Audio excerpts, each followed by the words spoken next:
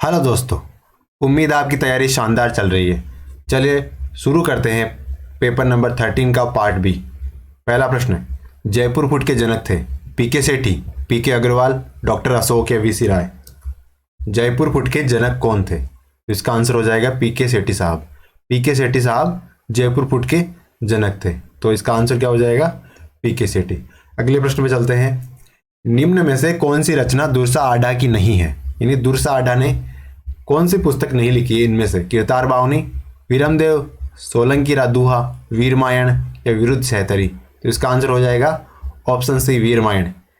बाकी जो पुस्तकें हैं वीरमायण के अलावा, कीर्तार बावनी, वीरमदेव, सोलंकी रादुहा और विरुद्ध सहतरी, ये दुर्सा आढ़ा जी ने लिखी है, ठीक है। लेकिन जो वीरमायण पुस्तक है ये किसने लिखी है? ये बादर साहब ने लिखी है। किसने लिखी है? बादर साहब ने लिखी है, ठीक है। अगले प्रश्न में चलते हैं। बुआसा के नाम से प्रसिद्ध है, यानी इनमें से कौन है जो बुआसा के नाम से प्रसिद्ध है? पन्नाध्याय, बटियाणी रानी, उमादे या रानी कर्मावती। बुआसा के नाम से प्रसिद्ध कौन है इनमें से? तो जो बटियाणी रानी है वो बुआसा के नाम से प्रसिद्ध है ना? बटियाणी रानी बुआसा। अगले प्रश्न में चलते हैं। बातारी फुलवारी, इसके कितने खंड है? 2 है, 11 है, 13 है या 15 है? तो बातारी फुलवारी जो पुस्तक है उस कितने खंडों में बनी हुई है? 2, 11, 13 या 15? तो इसका आंसर हो जाएगा ऑप्शन सी 13। यानी बातारी फुलवारी के कितने खंड है? 13 खंड है, जो विजयदान देथा साहब द्वारा लिखी गई है। और ये विजयदान देथा साहब ने एक दुविधा नाम की पुस्तक लिखी है, एक चौधरायन की चतुराई लिखी है।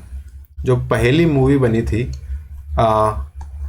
ये भी इस दुविधा नाम की जो कहानी थी विजयदान देथा साहब की, उसी के ऊपर बनाई गई है। अगले प्रश्न पे चलते हैं। भवाई नृत्य किस संभाग का प्रमुख नृत्य है? जो भवाई नृत्य है ना वो किस संभाग का प्रमुख नृत्य है? उदयपुर संभाग का, जयपुर संभाग का, कोटा संभाग का या भरतपुर संभाग का? तो इसका आंसर क्या हो जाएगा? ऑप्शन ए उदयपुर संभाग। भवाई नृत्य किस संभाग में प्रमुखता किया जाता है? तो उदयपुर संभाग में किया जाता है भवाई नृत्य। किस संभाग में? भवाई नृत्य उदयपुर संभाग में किया जाता है, ठीक है। अब भवाई नृत्य के अगर कुछ प्रमुख कलाकारों की बात करें तो एक तो रूप सिंह शेखावत साहब है ना? कौन? रूप सिंह शेखावत साहब। रूप सिंह शेखावत साहब हो गए। इसके अलावा दयाराम साहब, दयाराम जी है ना। एक तारा शर्मा मैडम है, क्या नाम है? तारा शर्मा। ये भवाई नृत्य के प्रमुख कलाकार हैं। यानी रूप सिंह शेखावत साहब हो गए, दयाराम साहब हो गए और तारा शर्मा मैडम हो गई। ये किस नृत्य से संबंधित है? तो ये भवाई नृत्य से संबंधित है। किस नृत्य से? भवाई नृत्य से संबंधित है। अगले प्रश्न में चलते हैं। पुरुषों की टोली द्वारा गाए जाने वाले रशिया और होरी लोकगीत कब देखने को मिलते हैं? यानी पुरुषों की टोली, एक तो रशिया, एक होरी, ये लोकगीत करती है। कब गाती है? कब गाती है? गणगौर के टाइम, होली के टाइम, दशहरे के टाइम या तीज के टाइम? तो इसका आंसर क्या है? ऑप्शन बी होली के टाइम पे। यानी रशिया और दूसरा कौन सा है? होरी। ये पुरुषों की टोली के द्वारा किया जाता है और होली के अवसर पे किया जाता है, ठीक है, याद रह जाएगा। अगले प्रश्न में चलते हैं। कटारगढ़ किस दुर्ग का हिस्सा है? कटारगढ़ है ना वो किस दुर्ग का हिस्सा है? चित्तौड़ दुर्ग का है, गागरोन दुर्ग का है, कुंभलगढ़ दुर्ग का है, अचलगढ़ दुर्ग का है? तो इसका आंसर क्या हो जाएगा? ऑप्शन सी कटारगढ़ जो दुर्ग है वो कुंभलगढ़ दुर्ग का ही हिस्सा है। कटारगढ़ दुर्ग है ना वो कुंभलगढ़ दुर्ग का हिस्सा है। जिस प्रकार ये कुंभलगढ़ दुर्ग हो गया और इसी के अंदर है कटारगढ़, ठीक है, और ये पूरा क्या है? कुंभलगढ़। अगले प्रश्न में चलते हैं। हर्षद माता मंदिर कहाँ पे स्थित है? हर्षद माता का जो मंदिर है वो कहाँ पे है? आभानेरी में, पुष्कर में, सालासर में या माउंट आबू में? हर्षद माता का मंदिर कहाँ पे है? तो इसका आंसर हो जाएगा ऑप्शन ए आभानेरी। हर्षद माता का मंदिर कहाँ पे है?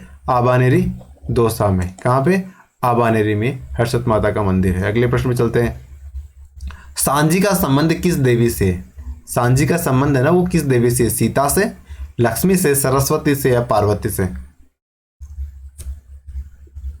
तो इसका आंसर हो जाएगा ऑप्शन डी पार्वती। यानी सांझी का संबंध किस देवी से है? तो सांझी का संबंध पार्वती देवी से है। किससे है? माता पार्वती है ना, उनसे है सांझी का संबंध, ठीक है। अगले प्रश्न में चलते हैं। प्रसिद्ध ग्रंथ इंडियन पेंटिंग्स के लेखक कौन है, यानी ग्रंथ है, किताब है, बुक है इंडियन पेंटिंग्स। क्या नाम है? Indian paintings.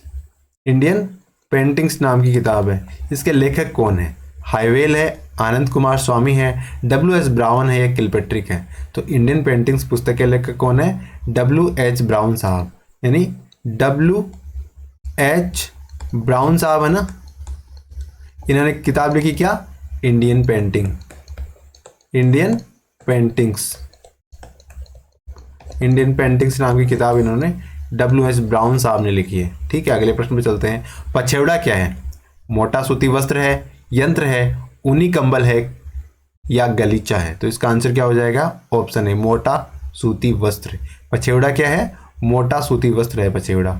पछेवड़ा क्या है? मोटा सूती वस्त्र है। तो इसका आंसर ऑप्शन ए हो जाएगा। अगले प्रश्न पे चलते हैं। लप्पा लप्पी किरण बाकड़ी क्या है? लप्पा लप्पी और बाकड़ी या किरण बाकड़ी क्या है? पगड़ी है, फिल्म के किरदार है, गोटे के विविध प्रकार है या साड़ी के प्रकार है। तो लप्पा लप्पी किरण बाकड़ी ये क्या है? ये गोटे के विविध प्रकार है, यानी गोटा होता है ना, उसके प्रकार है। क्या है? गोटे के प्रकार है। क्या? लप्पा लप्पी किरण बाकड़ी। ठीक है, इस प्रकार इनको याद रखना है आपको, ये गोटे के प्रकार है। अगले प्रश्न पे चलते हैं। इनमें से हमें गलत युग्म को आइडेंटिफाई करना है ना। बेणेश्वर मेला डूंगरपुर में पड़ता है, बादशाह का मेला ब्यावर में, मरु महोत्सव बाड़मेर में या गोमतेश्वर मेला सिरोही में। तो इसका आंसर क्या हो जाएगा? ऑप्शन सी, ये सुमेलित नहीं है। हमें असुमेलित युग्म को आइडेंटिफाई करना था, लेकिन मरु महोत्सव बाड़मेर में नहीं होता। कहाँ पे होता है? ये जैसलमेर में होता है। मरु महोत्सव का आयोजन कहाँ पे होता है? जैसलमेर में होता है। मरु महोत्सव का आयोजन जैसलमेर जिले में होता है। कहाँ पे होता है? जैसलमेर में होता है। बेणेश्वर मेला डूंगरपुर में बढ़ता है, बिल्कुल सही है। बादशाह का मेला ब्यावर में बढ़ता है, ये भी सही है। गोमतेश्वर मेला सिरोही में बढ़ता है या माउंट आबू में बढ़ता है, बिल्कुल सही है। लेकिन मरु महोत्सव बाड़मेर में नहीं बढ़ता, ये जैसलमेर में बढ़ता है। तो इसका आंसर क्या हो गया? Jaisalmer, option C. अगले प्रश्न में चलते हैं। केला देवी का मेला कब लगता है? केला देवी का मेला लगता है ना करौली में, वो कब लगता है? चैत्र कृष्ण पक्ष या चैत्र का शुक्ल पक्ष, वैशाख का शुक्ल पक्ष या वैशाख का कृष्ण पक्ष। तो इसका आंसर क्या हो जाएगा? Option B. जो चैत्र का शुक्ल पक्ष होता है ना, तब केला देवी का मेला बढ़ता है। कब बढ़ता है? चैत्र के शुक्ल पक्ष में। केला देवी का मेला कब बढ़ता है? चैत्र माह के शुक्ल पक्ष में, है ना। केला देवी का मेला चैत्र माह के शुक्ल पक्ष में। ठीक है, अगले प्रश्न में चलते हैं। संत मीराबाई ने अपना अंतिम समय किस स्थान पर बिताया था? मीराबाई ने अपना अंतिम समय कहाँ पे बिताया? मेड़ता में, कुड़की में, द्वारिका में या मथुरा में। तो इसका आंसर क्या हो जाएगा? मीराबाई ने अपना अंतिम समय कहाँ पे बिताया था? द्वारिका में बिताया था। मीराबाई ने अपना अंतिम समय कहाँ पे बिताया? द्वारिका में बिताया था। वहाँ द्वारकाधीश की मूर्ति में वो विलीन हो गए थे बाद में, है ना। तो इसका आंसर क्या हो जाएगा? ऑप्शन सी हो जाएगा। अगले प्रश्न में चलते हैं। संत रामचरण जी का जन्म कहाँ पे हुआ था? संत रामचरण जी का जन्म कहाँ पे हुआ? साबड़ा में हुआ, धोड़ीदूब में हुआ, धोद में हुआ, फिर सोडा गांव में हुआ। तो संत रामचरण जी महाराज का जन्म कहाँ पे हुआ था? सोडा गांव में। कहाँ पे हुआ? सोडा गांव में संत रामचरण जी का जन्म हुआ था। कहाँ पे? सोडा गांव में जन्म हुआ था रामचरण जी का। तो इसका आंसर ऑप्शन डी हो जाएगा। अगले प्रश्न में चलते हैं। संत जाम्बोजी ने अपना शरीर कहाँ त्यागा? तो जाम्बोजी महाराज जब विष्णु धर्म के प्रवर्तक, उन्होंने अपना शरीर कहाँ त्यागा था? मुकाम में, लालासर में, तड़ावा में या जागुल में। तो इसका आंसर क्या हो जाएगा? ऑप्शन ए, मुकाम में। जो संत जाम्बोजी ने अपना शरीर कहाँ पे त्यागा था? संत जाम्बोजी ने अपना शरीर लालासर में त्यागा था शायद। एक बार इसको देख लेना, संत जाम्बोजी, क्योंकि यहाँ विकल्प में शायद गलत उत्तर आ रहा है। संत जाम्बोजी ने अपना शरीर लालासर में त्यागा था। तो इसका आंसर ऑप्शन बी हो जाएगा। वहीं तड़ावा के निकट इनकी समाधि बनाई गई है ना। और कब त्यागा था इन्होंने? 1536 में अपना शरीर त्यागा था। कब त्यागा? 1536 में शरीर त्यागा। और तड़ावा के निकट इनकी समाधि बनाई गई है। तड़ावा के निकट ना समाधि बनाई गई है। ठीक है, अगले प्रश्न में चलते हैं। जैसलमेर का पहला साका किसके समय हुआ था? जैसलमेर के अंदर जब पहला साका हुआ था वो किसके समय हुआ था? विजयराज के समय हुआ, मूलराज के समय हुआ, दादू के समय या लूणकरण के समय। तो इसका आंसर क्या हो जाएगा? ऑप्शन बी, मूलराज के समय। जैसलमेर का जो पहला साका हुआ था वो मूलराज वहां के शासक थे, उस समय जैसलमेर का पहला साका हुआ था। ठीक है, अगले प्रश्न में चलते हैं। गिरी सुमेल का युद्ध किस वर्ष लड़ा गया? गिरी सुमेल का युद्ध किस वर्ष लड़ा गया था? 1544 में, 1542 में, 1541 में या 1545 में? तो गिरी सुमेल का युद्ध कब लड़ा गया था? ऑप्शन है 1544 में, यानी 1544 में गिरी सुमेल का युद्ध हुआ था। कब हुआ था? 1544 में गिरी सुमेल का युद्ध हुआ था। कब हुआ? 1544 में गिरी सुमेल का युद्ध हुआ। ठीक है, अगले प्रश्न में चलते हैं। जालोर दुर्ग की कुंजी किस दुर्ग को कहते हैं? यानी कौन सा वो दुर्ग है जिसे जालोर दुर्ग की कुंजी कहते हैं? सोनगढ़, सिवाना, जाइन या कुंभलगढ़? तो इसका आंसर क्या हो जाएगा? Option B, Siwana. सिवाना का जो किला है ना, जैसे ये जालोर का दुर्ग, ये सिवाना का दुर्ग, तो अगर आप सिवाना का दुर्ग जीत लोगे, है ना, तो जालोर दुर्ग आपको जीतने में बहुत आसानी होगी। तो इस प्रकार जो सिवाना का किला है ना, इसे जालोर दुर्ग की कुंजी कहते हैं। अगले प्रश्न में चलते हैं। मंडोर के प्रतिहार माने जाते हैं ब्राह्मण, क्षत्रिय, वैश्य, शूद्र।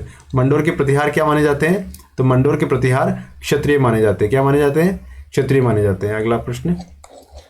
जयपुर का कौन सा राजा 3 मुगल शासक जहांगीर, शाहजहां और औरंगजेब की सेवा में रहा?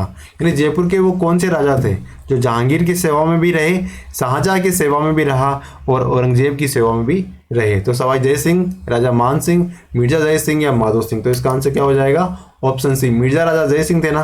कौन? मिर्जा राजा जय सिंह। वो जहांगीर के शासनकाल में भी रहा था, शाहजहां के शासनकाल में भी रहा और औरंगजेब के शासनकाल में भी रहा था। तो वो कौन थे? वो मिर्जा राजा जय सिंह थे। कौन थे? मिर्जा राजा जय सिंह थे। अगले प्रश्न में चलते हैं। कवि बिहारी मल किसके दरबार में थे? बिहारी मल जी थे ना, वो किनके दरबार में सुशोभित थे?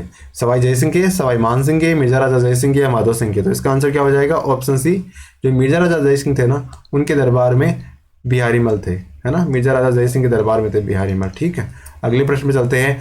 महाराणा प्रताप का निधन कहाँ पे हुआ? महाराणा प्रताप का निधन कहाँ पे हुआ था? चावंड के पास में जगह पड़ती है सरडा, या चावंड के पास जयसमंद, चावंड के पास नाथरा के पाल या चावंड के पास बांडोली? तो इसका आंसर हो जाएगा ऑप्शन डी, चावंड के पास जो बांडोली नाम की जगह है। कौन सी जगह?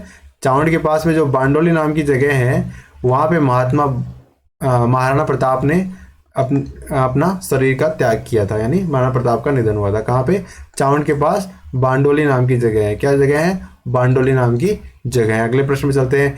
राजस्थान राज्य के पुनर्गठन से पूर्व सर्वप्रथम 1934 में ताम्र सामग्री की प्राप्ति स्थल है परबतसर तहसील का कौन सा गांव? किनसिरिया गांव, कुरड़ा गांव, किटलसर गांव या कलेखेड़ा गांव? तो इसका आंसर क्या हो जाएगा? Option B. कहने का तात्पर्य क्या है कि राजस्थान राज्य का पुनर्गठन नहीं हुआ था उस समय तक, बात 1934 की है। तो राजस्थान के अंदर ताम्र सामग्री की प्राप्ति हुई थी एक स्थल से, है ना, वो नागौर जिले के अंदर एक जगह है, परबतसर तहसील का गांव है। कौन सा गांव है वो? तो उस गांव का नाम है कुरड़ा। क्या नाम है? कुरड़ा। यानी आज़ादी से पहले 1934 में ये एक ताम्र स्थल है, यहाँ पे खुदाई में ताम्र वस्तुएं प्राप्त हुई थी और उसका नाम है कुरड़ा। और कुरड़ा है कहाँ पे? तो नागौर जिले में है, और नागौर जिले में एक तहसील पड़ती है, तहसील का नाम है परबतसर, परबतसर तहसील, है ना। तो वहाँ पे ये अपना कुरड़ा गांव है। अगले प्रश्न पे चलते हैं। कौन सा पुरातात्विक स्थल अपने जिले से सही सुमेलित नहीं है? यानी कौन सा पुरातात्विक स्थल है जो उसमें उसके सही जिले का नाम नहीं लिखा है? तो कालीबंगा हनुमानगढ़ में है, सही है। बागोर भिलवाड़ा में सही है। गणेश्वर सीकर में सही है। लेकिन बेराट उदयपुर में थोड़ी है। बेराट कहाँ पे है? बेराट तो जयपुर में है। कालीबंगा हनुमानगढ़ बिल्कुल सही है। बागोर भिलवाड़ा सही है। गणेश्वर सीकर सही है। लेकिन बेराट उदयपुर में ना होगा, यहाँ पे है? जयपुर में है। ठीक है, इस प्रकार इसका आंसर ऑप्शन डी हो जाएगा। ठीक है, अगले प्रश्न में चलते हैं। मेवाड़ भील कोर की स्थापना कब हुई थी? मेवाड़ भील कोर है ना, उसकी स्थापना कब हुई थी? 1830 में, 31 में, 40 में, 41 में? तो कब हुई थी मेवाड़ भील कोर की स्थापना? तो मेवाड़ भील कोर की स्थापना हुई थी 1841 में। कब हुई? 1841 में मेवाड़ भील कोर की स्थापना हुई थी। कब हुई थी? 1841 में। अगला प्रश्न है। किस समिति की सिफारिश पर जयपुर को उरहैत राजस्थान की राजधानी घोषित किया गया? यानी कौन सी समिति थी? उसने सिफारिश की थी कि जयपुर को राजस्थान की राजधानी बनाया जाए। पी सदाशिव समिति, सत्यनारायण राव समिति, रंगराजन समिति या गोपालन समिति? तो इसका आंसर है सत्यनारायण राव समिति। यानी सत्यनारायण राव समिति ना, उन्होंने सिफारिश की थी कि राजस्थान की राजधानी है ना, वो इससे बनाया जाए, जयपुर को बनाया जाए, जयपुर को राजस्थान की राजधानी बनाया जाए। किसने कहा था? सत्यनारायण राव समिति ने। ठीक है, याद रह जाएगा आपको, उम्मीद है। अगले प्रश्न में चलते हैं। विलय पत्र पर हस्ताक्षर करते समय किसने कहा था कि मैं अपने डेथ वारंट पे हस्ताक्षर कर रहा हूँ? यानी राजस्थान की कुछ रियासतें थी और राजस्थान में उस समय 19 रियासतें थी। ज़्यादातर ने तो भारत के साथ विलय पत्र पे आसानी से साइन कर दिए थे, लेकिन कुछ रियासतों को हस्ताक्षर करते हुए जोर भी आया था। तो ऐसे एक रियासत थी, कौन सी? बांसवाड़ा। और वहाँ के जो शासक थे चंद्रवीर सिंह जी, उन्होंने कहा था कि मैं भारत के विलय पत्र पर हस्ताक्षर कर रहा हूँ, लेकिन मैं ये भारत के साथ विलय पत्र पे हस्ताक्षर नहीं, ये मैं अपने डेथ वारंट पे हस्ताक्षर कर रहा हूँ। तो ये किसने कहा था? चंद्रवीर सिंह साहब ने कहा था। और ये बांसवाड़ा के शासक थे उस समय, है ना? बांसवाड़ा के शासक थे उस समय, बांसवाड़ा के शासक थे उस समय, बांसवाड़ा के शासक थे। अगले प्रश्न पे चलते हैं। अप्रैल 1938 में मेवाड़ प्रजामंडल की स्थापना किसने की? यानी मेवाड़ प्रजामंडल की स्थापना 1938 में हुई। ठीक है, और करी किसने? माणिक्यलाल वर्मा साहब ने करी, जमनालाल बजाज साहब ने करी, मगाराम वैद साहब ने करी, हनुमंत सिंह साहब ने करी। तो इसका आंसर क्या हो जाएगा? Option A. ये स्थापना करी थी, मेवाड़ प्रजामंडल की स्थापना अप्रैल 1938 में माणिक्यलाल वर्मा साहब ने करी। कब करी? अप्रैल 1938। कब करी? 1938 में करी। ठीक है, अगले प्रश्न में चलते हैं। जयपुर में जन जागृति कार्य का श्री गणेश किसने किया था? जयपुर जिले में जन जागृति कार्य का श्री गणेश किसने किया? जमनालाल बजाज ने, अर्जुन लाल सेठी ने, हीरालाल शास्त्री ने, मगाराम साहब ने। तो इसका आंसर क्या हो जाएगा? इसका आंसर हो जाएगा ऑप्शन बी, अर्जुन लाल सेठी साहब। यानी जयपुर में जन जागृति का कार्य किसने किया था? तो जयपुर में जन जागृति का कार्य किया था अर्जुन लाल सेठी साहब ने किया था। किसने किया? अर्जुन लाल सेठी साहब ने किया। अगले प्रश्न में चलते हैं। राजाओं और नवाबों का केंद्रीय स्तर पर नरेंद्र मंडल का निर्माण किया गया। यानी राजाओं और नवाबों का केंद्रीय स्तर पर, यानी कैपिटल स्तर पर, देश की राजधानी में नरेंद्र मंडल का निर्माण किया गया, है ना? वो कब बनाया गया? 1920 में, 21 में, 22 में, 23 में। तो इसका आंसर क्या हो जाएगा? नरेंद्र मंडल का निर्माण कब किया गया था? नरेंद्र मंडल का निर्माण 1921 में किया, 1921 में किया। कब किया? 1921 में किया गया था नरेंद्र मंडल का निर्माण। अगले प्रश्न पे चलते हैं। 1919 में राजस्थान सेवा संघ की स्थापना कहाँ पे हुई? राजस्थान सेवा संघ की स्थापना हुई 1919 में, लेकिन ये पूछ रहा है कहाँ पे हुई? दिल्ली में, वर्धा में, उदयपुर में, अजमेर में। तो इसका आंसर क्या हो जाएगा? वर्धा में। राजस्थान सेवा संघ की स्थापना कहाँ पे हुई थी? वर्धा में हुई थी। कब? 1919 में हुई थी। ठीक है, राजस्थान सेवा संघ, राजस्थान सेवा संघ 1919।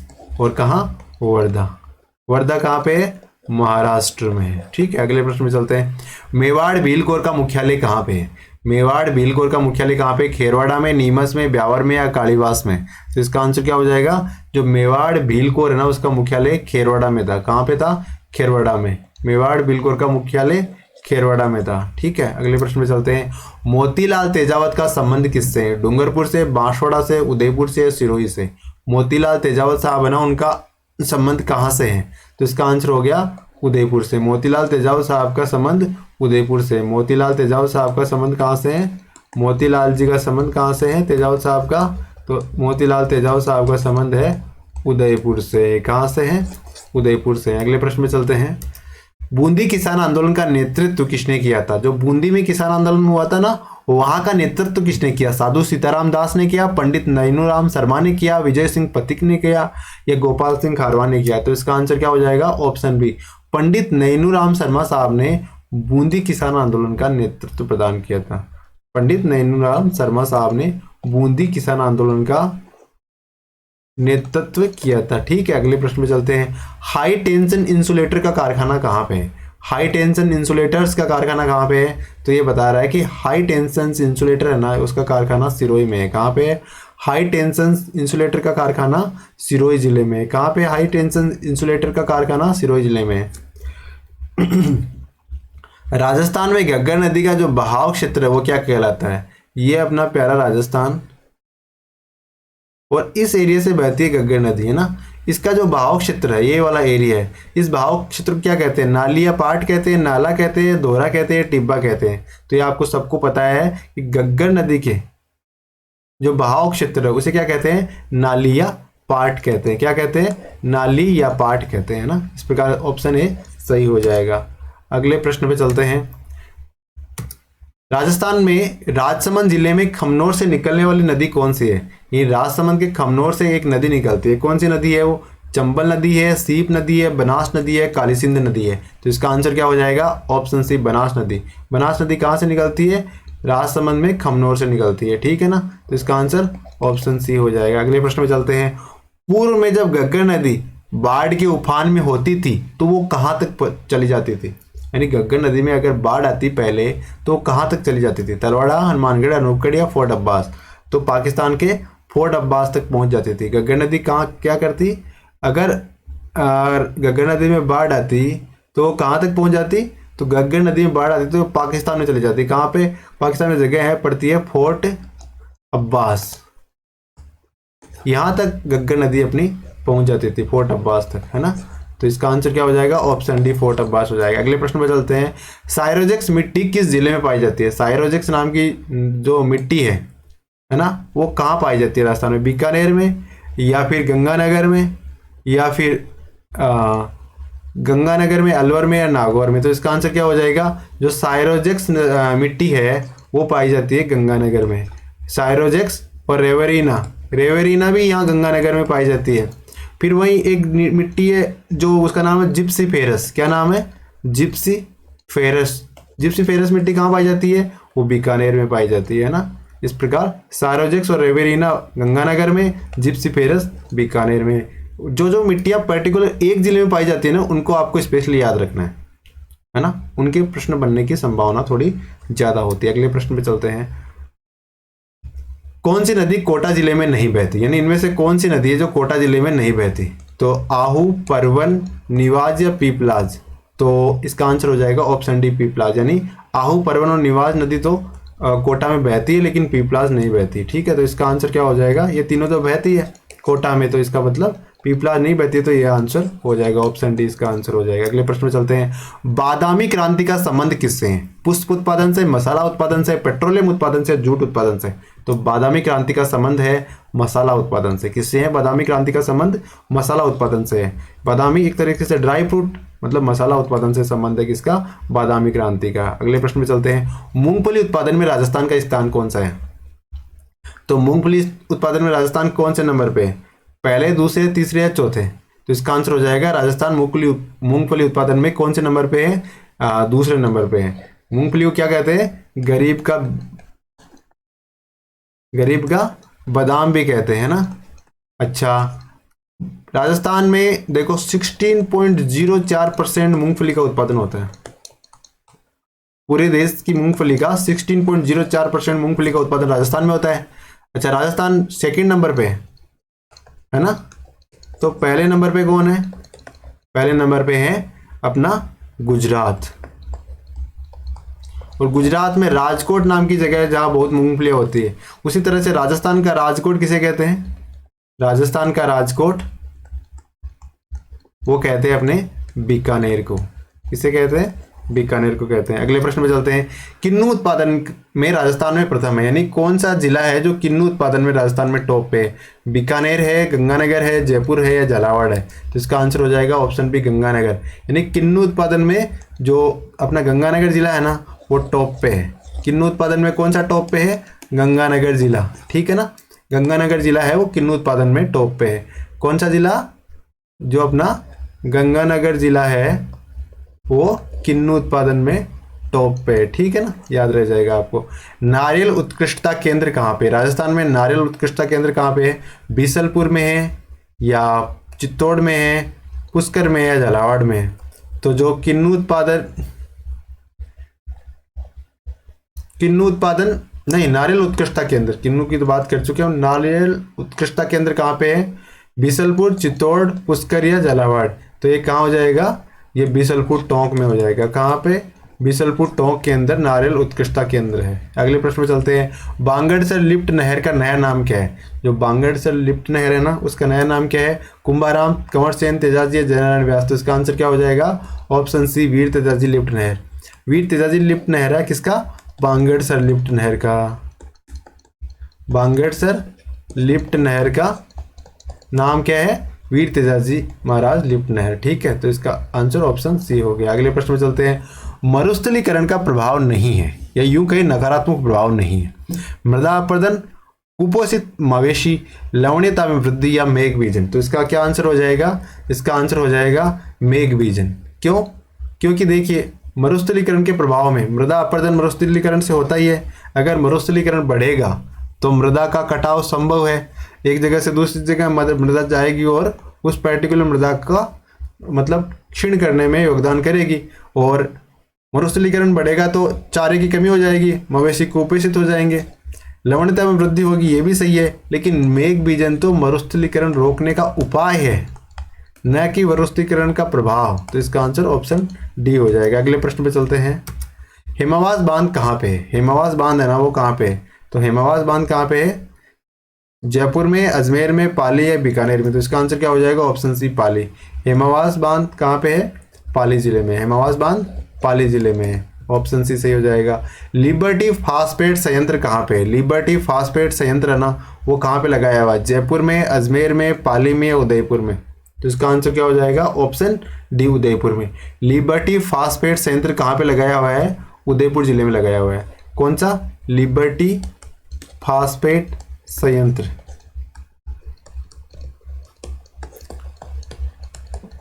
कहाँ पे लगाया हुआ है? उदयपुर में। ठीक है।